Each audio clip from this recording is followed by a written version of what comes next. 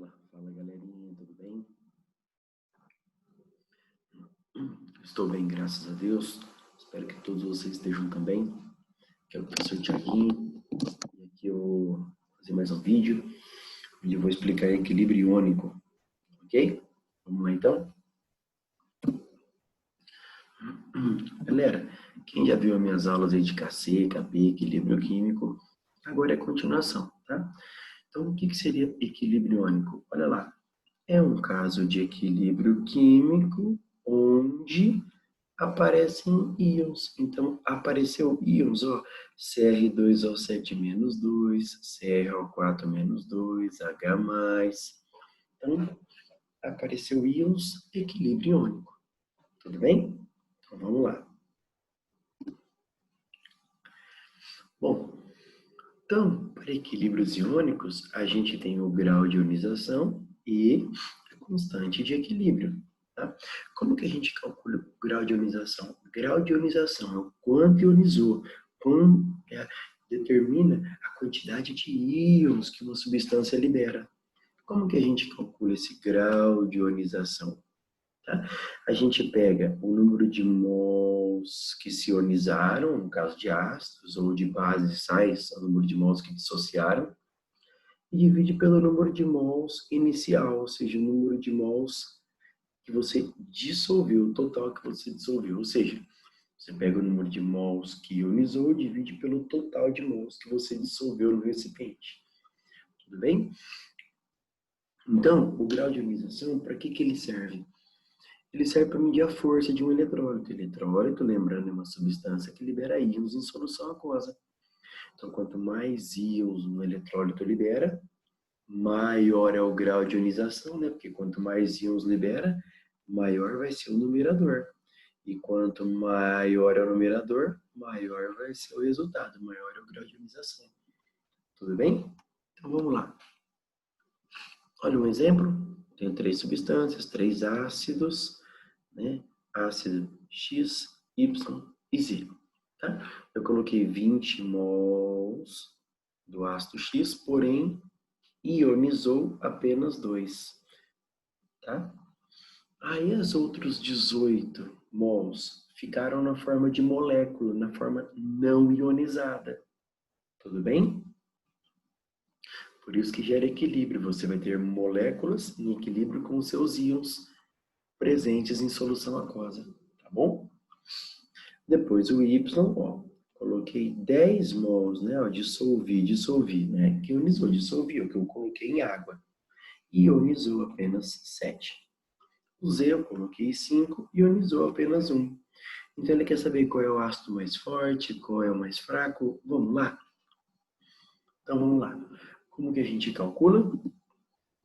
Vamos lá. O grau de ionização do X. Né? O que eu pego? Eu pego o número de mols que ionizou, 2, e divido pelo total que ele colocou, 20. 2 por 20, 0,1. Grau de ionização é muito comum a gente dar em porcentagem. Tá? Então, 0,1, se você multiplicar por 100, quanto que corresponde? 10%. Ou seja, do total que você colocou, 10% das moléculas se quebraram e originaram íons. Os outros 90% ficaram na forma de molécula não ionizada. Por isso que tem equilíbrio.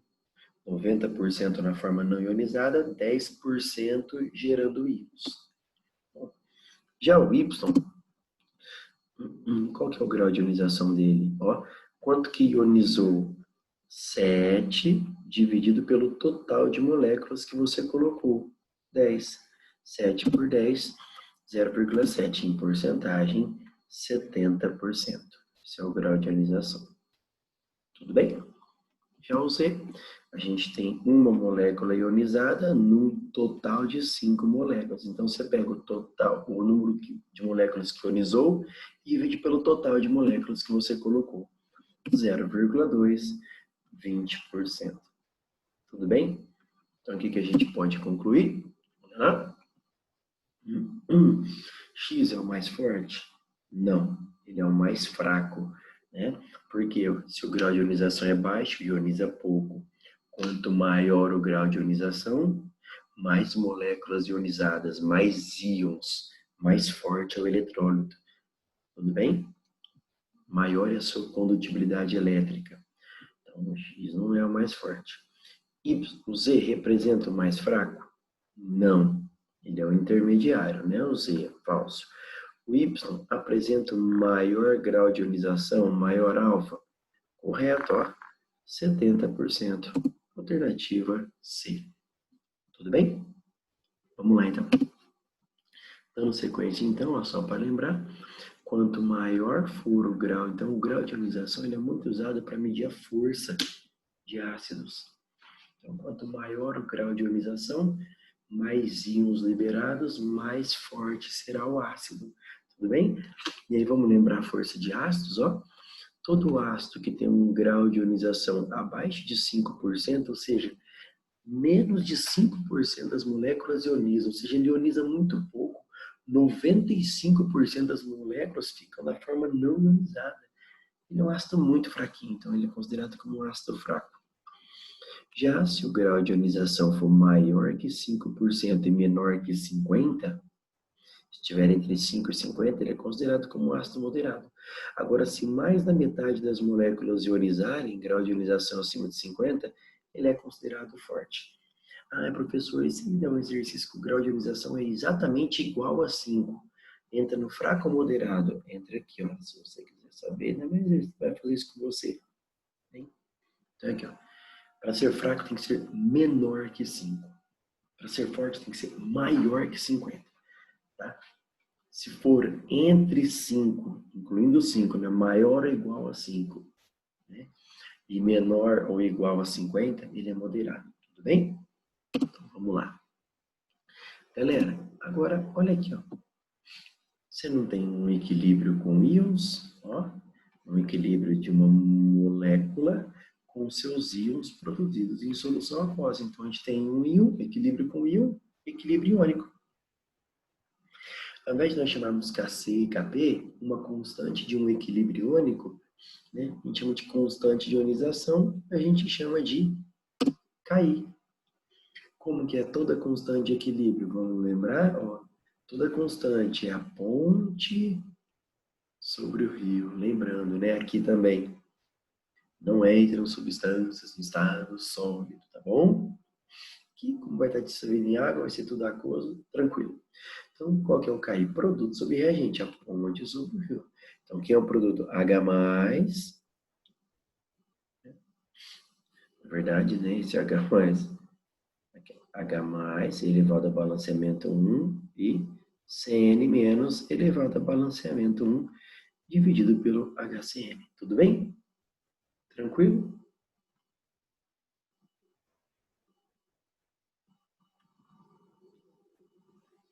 Então vamos lá. Então toda constante de um equilíbrio iônico é chamada de Ki. Olha lá, galera. Se você estiver trabalhando com ácidos, a gente pode chamar o Ki de Ka, constante de ionização para ácidos. Se for uma base, a gente chama de Kb, constante de dissociação para base, que ácidos ionizam, bases e sais dissociam. Constante, né, de um equilíbrio iônico para ácido, Ka, constante de um equilíbrio iônico para base, Kb. E olha que interessante. Galera, se você pegar o exemplo anterior, olha aqui, ó. Né? O que a gente pode concluir? Você concorda que quanto maior o grau de ionização, mais íons um ácido vai liberar? Os íons na constante de equilíbrio não vão estar sempre no numerador, que fazem parte do produto? Então, quanto mais íons um ácido liberar, ó, os íons vão estar sempre no numerador. Né? Por quê? Porque os íons fazem parte dos produtos. Então, você concorda que quanto mais íons um ácido liberar, ó, quanto mais íons ele liberar, maior vai ser o valor da constante. Ou seja, uma outra forma de você medir a força de ácidos é pela constante de ionização, ou de bases, pela constante de ionização. Por quê? Quanto maior for o valor do Ki, ó, constante de ionização, Produto sobre reagente.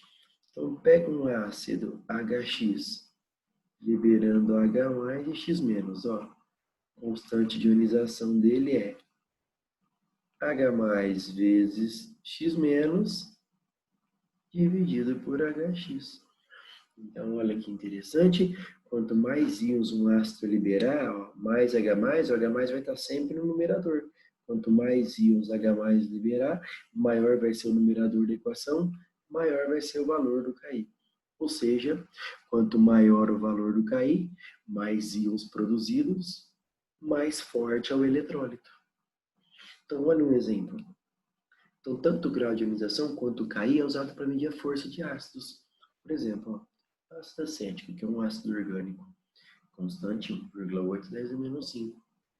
Ácido acético é um ácido orgânico, né, dessa forma. Já o ácido cianídrico, né, HCN.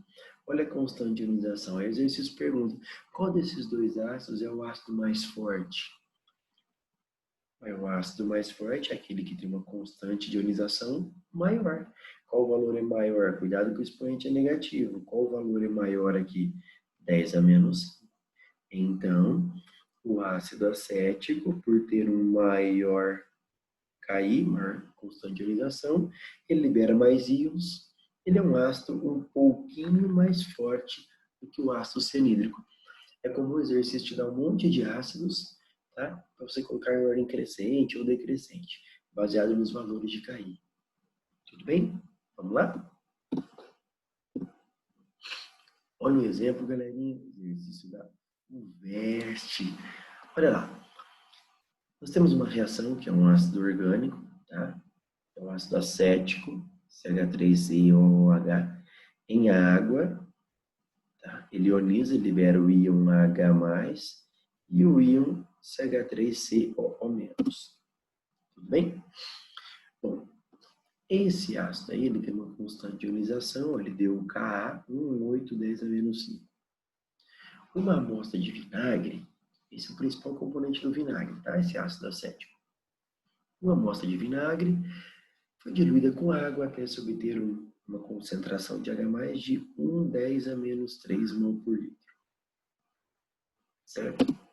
Aí ele pergunta, nesta solução, calcule as concentrações de CH3COO- e a forma ionizada, né, o íon negativo, e da forma não ionizada, ó, CH3COOH. Vamos lá, galerinha. Ó, eu só quero fazer uma observação para vocês aqui, ó. Eu só quero fazer uma observação para vocês, tá? Ó, pega aqui, ó, vamos pegar o ácido. Então, a equaçãozinha, ó. CH3COOH.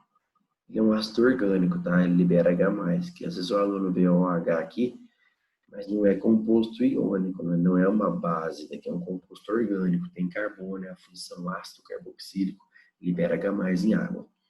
Então, se você tirar o H+, vai sobrar o restante, ó, CH3COO-. O que é importante? Ó, essa molécula libera um H+ e um acetato, ou seja, ele falou que a concentração de H+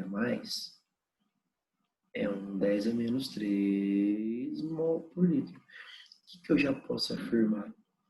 Que o número de cátions e ânions que essa molécula libera estão na mesma proporção. Então, se uma molécula se quebra, ela libera um íon positivo, um negativo. Então, a concentração do íon negativo vai ser 10 a menos 3 mol por litro também, porque a proporção é de 1 para 1. Ah, professor, se fosse de 1 para 2, uai, isso daqui seria o dobro. Tá bom? Então, a concentração do íon negativo é 10 a menos 3. Vamos lá. Já cancela a letra A e B. Bom, professor, mas a proporção do ácido aqui, ó, é 1 para 1 para 1. Espera um pouquinho. Esse ácido não ioniza 100%. Então, não posso usar a proporção para a forma não ionizada. Essa proporção a gente usa só para os íons. Tá? Por quê? Vamos supor que esse ácido aí, ele tem um grau de ionização de 5%. Então, um exemplo, se a concentração dele fosse 1 mol por litro, apenas 5% de 1 Ou seja, ó, apenas 5% de um, ou seja, apenas 0,05 se transformaria em H+. Tá bem? Então, galera, quero deixar claro para vocês o seguinte, a proporção que a gente usa é para os íons, porque quando a molécula se quebra, ela gera o cátion e o ânion. Se a proporção é de 1 para 1, a quantidade de cátions e ânions vai ser a mesma, a concentração é igual. Se a proporção for de 1 cátion para 2 ânions, a concentração do ânion vai ser o dobro, porque cada cátion perdido libera 2 ânions. Então, a proporção é somente para os íons. Tá? A forma não ionizada, eu não posso usar essa proporção. Tá? De novo, ó, vou frisar bem isso daí, galera. Olha lá. Vamos supor, tá? Só para você entender, depois eu apago. Ó. Vamos supor um ácido HX formando H+ de X-. Bom, vamos supor que a concentração do ácido é 1 mol por litro. Esse ácido ele tem um grau de ionização de 30%. Tá? Aí eu pergunto, qual é a concentração de H+? Pô, posso falar que a concentração de H+ vai ser 1 mol por litro também? Não, porque o grau de ionização não é 100%.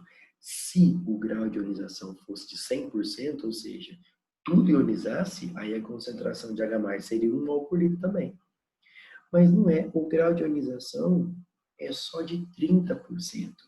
Ou seja, apenas 30% de um vai ionizar. Ó. Ou seja, quanto que vai ionizar? Apenas 0,3 mols por litro. Pô, agora para os íons, sim. Se a proporção é de 1 para 1, aqui é 0,3, de X menos também será 0,3. Então, tá vendo? Ó? De 1 mol por litro que a gente tinha na forma ionizada, apenas 30% ionizou. A pessoa, e o restante, os outros 70%, ficou na forma não ionizada, na forma de molécula. Tudo bem? Tranquilo? Tá bom? Por isso que eu uso a proporção para os íons. Para uma forma não ionizada, não posso usar. Tudo bem? Bom, feito isso, olha lá.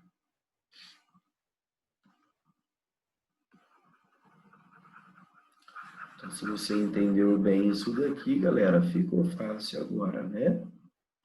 Então, vamos lá. Então, vamos continuar. Ô, professor, quanto vai ser a concentração da forma não ionizada? É o que ele quer saber, eu não sei. Vou chamar de X, tá bem? Então, olha lá. Concentração do H+, um 10 a menos 3. A do íon negativo, né? A proporção eu uso para os íons, um 10 a menos 3 também. Vamos jogar na fórmula, a gente tem o equilíbrio. O que é o KI? Produto sobre reagente. Quem que é o produto? O H+, olha lá na equaçãozinha, vezes o acetato, dividido pelo reagente. Ok? Bom, o KI, ele me deu 1,8 10 a menos 5. É igual. A concentração de H+, é 1 10 a menos 3.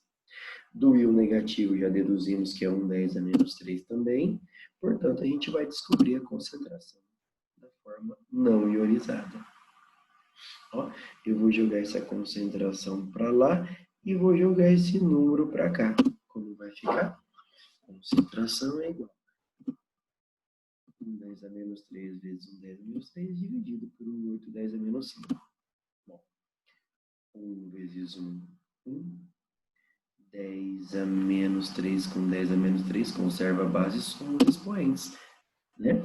Quanto que vai dar aqui? Só vamos fazer essa continha aqui, ó. Aqui vai dar 1, 10 a menos 6, dividido por 1,8, 10 a menos 5. Então, 1, galera, dividido por 1,8, dá 0,55. 10 a menos 6 com 10 a menos 5, ó, 10 a menos 6 Esse 10 a menos 5 vai para cima, 10 a mais 5. Então, vai dar 0,55 vezes 10 a menos 1. Ou 5,5, 10 a menos 2. Tudo bem? Coloquei aproximadamente 5 aí. Tudo bem? 5,5 vezes 10 a menos 2. Então, a concentração do CH3COO menos, 10 a menos 3. E, né, ele pergunta da ordem de, por isso que ele coloca só 5. Então, 5 vezes 10 a menos 2. Alternativa E. Beleza, galera? Tranquilo? Espero que vocês estejam entendendo, tá bom? Vamos dar sequência nessa aulinha, então. Bom, aqui tem uma observação importante para ser feita. Tá? É o seguinte, tá vendo essa equaçãozinha? Né, que é a forma simplificada, é uma equação global. Um ácido que tem 2 íons H+, né, ele ioniza por etapas. Então, vamos fazer a primeira etapa. O H2S libera H+, tira um H aqui, ó. O que sobra? Sobra HS-. Então, para essa primeira etapa, a gente tem o grau de ionização da etapa 1 e a constante de ionização da etapa 1. E a segunda etapa, esse HS-, ele tem outro hidrogênio para perder, para ionizar. Então, na segunda etapa, esse HS- vai perder outro H+, e vai liberar o S-2. Para essa, porque o que era HS-, como perde mais um H+, vai ficar S-2. Para a segunda etapa, nós temos o grau de ionização da etapa 2, a constante de ionização da etapa 2. Ok? Olha que legal. Se você somar, o que eu quero deixar bem claro primeiro? O ácido, quando você joga em água, ele está doido para liberar o H+. Então, logo que você joga, ele perde o H+. Então, o grau de ionização, a facilidade com que ele perde o primeiro H+, é muito grande. Agora, ele perdeu o H+, perdeu o primeiro. Para perder o segundo, fica mais difícil. Então, o grau de ionização da etapa 2 diminui. Se tivesse um terceiro H para perder o terceiro é mais difícil ainda. Então, o que eu quero mostrar sempre? Sempre o grau de ionização da primeira etapa é sempre maior que o da segunda, que é maior que o da terceira e assim por diante. Pô, e a constante de ionização? A constante de ionização da etapa 1 sempre vai ser maior do que a constante de ionização da etapa 2, que vai ser maior que a constante de ionização da etapa 3. Por quê? Nós já vimos, porque a constante é produto sobre reagente. Se um ácido tem um grau de ionização alfa maior, ele vai liberar mais íons, mais produtos, maior é a constante. Ou seja, quanto maior o grau de ionização, maior a constante. Ou seja, sempre o grau de ionização da etapa 1 e a constante de ionização da etapa 1 é sempre maior que o grau de ionização da etapa 2 e a constante da etapa 2. Não se esqueçam, tudo bem? É óbvio, se ele pedisse para determinar a equação global, é só você somar. Ó, o HS- aparece aqui no produto, aqui no reagente, cancela. A gente sobra H2S, os dois H+ estão do mesmo lado, a gente soma, e o S-2, e assim que você descobre a equação global. Tudo bem, galerinha? Vamos lá? Opa! Galera, para a gente encerrar a nossa aulinha, eu quero fazer uma observação importantíssima para você. Ó, eu mostrei aqui a primeira etapa, tá? Da ionização. De novo, primeira etapa. Vamos tirar a constante de ionização da primeira etapa? Produto, H+ e HS- sobre reagente, que é o H2S. Bom, aí depois a gente fez a segunda etapa. Aqui, vamos tirar a constante de ionização da segunda etapa, produto sobre reagente, o H+ vezes S-2 dividido por HS-. Bom, tá. Como que eu calculo a equação global? A equação, presta bastante atenção. Para achar a equação global, a gente soma as equações, não é isso? A gente soma as duas, ó.